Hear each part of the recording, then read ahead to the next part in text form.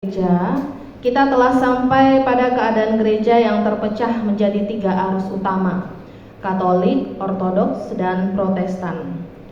Aliran Protestan pada awalnya dianggap sebagai aliran sesat yang melawan gereja.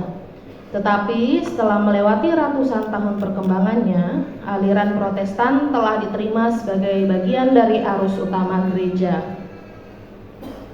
Kita telah membahas tentang lahirnya gereja Anglikan yang juga memisahkan diri dari gereja Katolik dengan memanfaatkan momen pecahnya Protestan.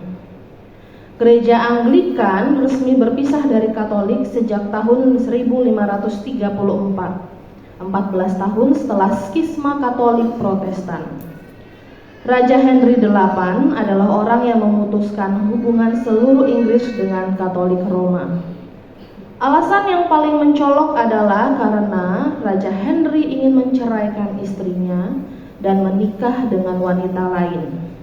Dalam bahasa Inggris, gereja ini disebut Church of England. Raja Henry sebagai kepala gereja dapat dengan bebas mengeluarkan surat cerainya sendiri dan menguasai seluruh rakyatnya dengan otoritas gereja. Pada masa perdananya, gereja Anglikan mempertahankan seluruh ajaran dan liturgi Katolik. Tetapi sepeninggal Raja Henry VIII, penerusnya yaitu Raja Edward VI, mulai mengadopsi ajaran-ajaran Protestan. Kepemimpinan gereja juga tidak lagi dijabat oleh Raja Inggris, tetapi oleh Uskup Agung. Anglikan memiliki 2 gaya liturgi dan fokus teologi. Ada High Church yang lebih fokus mempertahankan karakter gereja apostolik, sehingga modelnya sangat mirip dengan gereja Katolik. Kemudian ada Low Church yang fokus teologinya mirip dengan Protestan dan gaya ibadahnya bebas. Pada tahun 1563, Ratu Inggris Elizabeth I adalah yang menetapkan gereja Anglikan sebagai jalan tengah antara Katolik dan Protestan. Kemudian pada tahun 1791, gereja Anglikan mengalami perpecahan atau skisma. Perpecahan ini sedikit berbeda, sebab perpecahan ini tidak hanya melahirkan gereja baru, tetapi juga melahirkan sebuah aliran. Skisma Anglikan melahirkan aliran dan gereja Metodis yang berfokus pada pengalaman rohani pribadi. Gereja Metodis meninggalkan segala ritual-ritual lama dan ibadahnya lebih berfokus pada doa dan pujian. Puncak ibadahnya adalah khotbah. Gaya ibadahnya sama dengan aliran kita, pujian dan doa. Kemudian puncaknya adalah khotbah. Aliran Metodis terpecah menjadi banyak denominasi gereja, kemudian banyak menyebar di wilayah Amerika Serikat.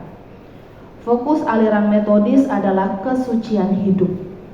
Pada tahun 1830-an, aliran Metodis melahirkan aliran baru yang disebut sebagai Holiness.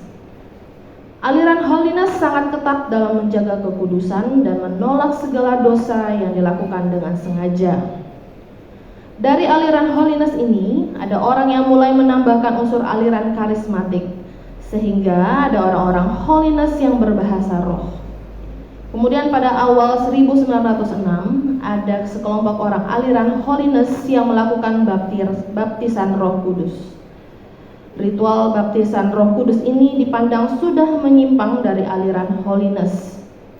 Maka orang-orang yang melakukan baptisan Roh Kudus itu disebut beraliran Pantekostal. Begitulah asal muasal aliran kita. Sejarah ini menjelaskan asal aliran kita, bukan asal GBT yang adalah gereja kita.